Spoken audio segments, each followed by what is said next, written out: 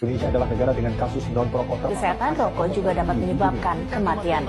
Mirisnya, jumlah perokok di Indonesia semakin tahun semakin. Assalamualaikum warahmatullahi wabarakatuh. Perkenalkan, nama saya Dimas Reza Mahendra dengan NIM A2202000002, mahasiswa program studi pendidikan Pancasila dan Kewarganegaraan Universitas Muhammadiyah Surakarta. Di sini saya akan menjelaskan dan mengedukasi bahaya dari merokok.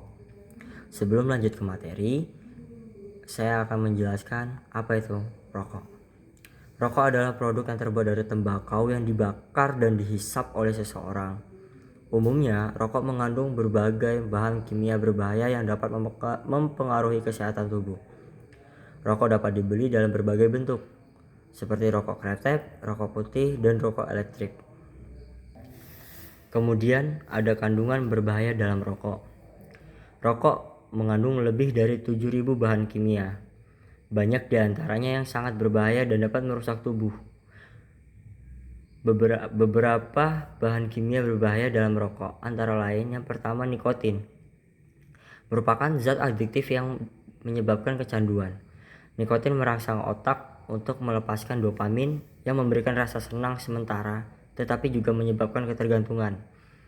Kemudian ada tar, zat lengket yang terbentuk ketika tembakau dibakar. Tar mengendap di paru-paru dan dapat menyebabkan kerusakan permanen pada saluran pernafasan. Kemudian ada karbon monoksida, gas beracun yang diproduksi oleh pembakaran tembakau yang dapat mengurangi jumlah oksigen dalam darah dan mengganggu fungsi jantung serta paru-paru. Kemudian ada amonia, digunakan untuk meningkatkan efek nikotin dalam rokok dan dapat menyebabkan iritasi pada saluran pernafasan. Kemudian yang terakhir, karsinogen, zat yang dapat menyebabkan kanker, termasuk benzena, arsenik, dan formaldehyde yang dapat merusak sel-sel tubuh dan meningkatkan risiko berbagai jenis kanker, termasuk kanker paru-paru. Adapun dampak kesehatan dari merokok terbagi menjadi dua, dampak kesehatan jangka pendek dan dampak kesehatan jangka panjang. Dampak kesehatan jangka pendek dari merokok antara lain iritasi saluran pernafasan, meningkatkan tekanan darah, gangguan penciuman dan perasa, kemudian yang terakhir penurunan energi. Dampak kesehatan jangka panjang dari merokok yaitu penyakit paru-paru atau PPOK. Kemudian ada kanker, penyakit jantung, dan penyakit pembuluh darah. Dan yang terakhir dan yang paling utama adalah strategi menghindari dan berhenti merokok. Ada beberapa strategi yang dapat membantu untuk menghindari dan berhenti merokok. Di antaranya adalah yang pertama, mengenali bahaya rokok.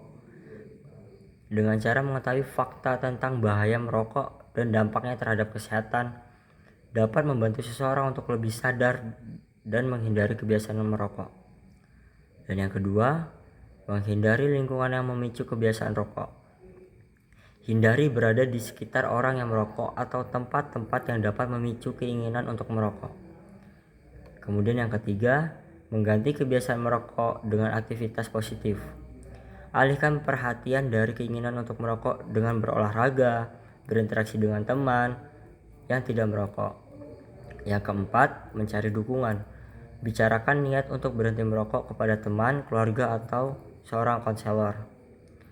Kemudian, menggunakan terapi pengganti nikotin. Beberapa orang mungkin membutuhkan bantuan seperti permen nikotin atau obat-obatan tertentu untuk mengurangi ketergantungan pada nikotin selama proses berhenti merokok. Dan yang terakhir, fokus pada kesehatan dan kebaikan diri. Kesimpulannya adalah, rokok mengandung berbagai bahan kimia berbahaya yang dapat merusak tubuh dan menyebabkan berbagai penyakit, baik jangka pendek maupun jangka panjang. Merokok sangat berbahaya bagi kesehatan, terutama bagi remaja yang sedang dalam masa pertumbuhan.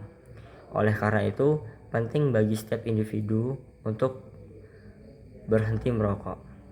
Sekian dari saya akhiri. Wassalamualaikum warahmatullahi wabarakatuh.